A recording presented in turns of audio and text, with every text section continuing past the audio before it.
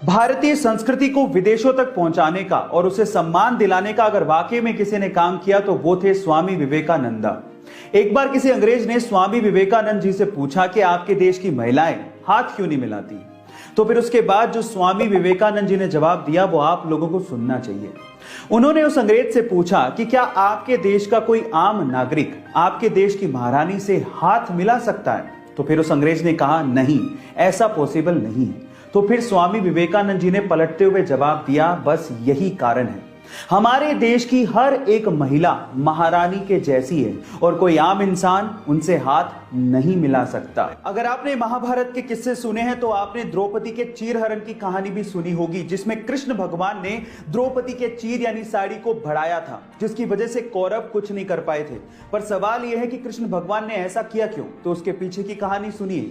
जब कृष्ण भगवान ने सुदर्शन चक्र से शिशुपाल का वध किया था तो उस समय सुदर्शन चक्र की वजह से कृष्ण भगवान की उंगली भी कट गई थी।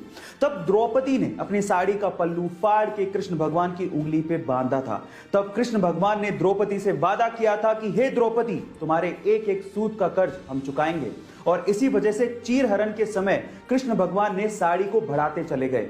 गाइस, पुरानी कथाओं को सुनने का अपना अलग ही मजा है। एंशिएंट टाइम में यानी पुराने जमाने में हमारे इंटेलेक्चुअल्स को लगता था कि मैथ्स में एक ऐसा कोई सिंबल होना चाहिए विच रिप्रेजेंट्स नथिंग, यानी नथिंग को रिप्रेजेंट करने के लिए भी तो कोई सिंबल होना चाहिए। सो इसी को ध्यान में रखते हुए 5th सेंचुरी में एक इंडियन मैथमेटिशियन आर्यभट्ट ने जीरो को इन्वेंट किया।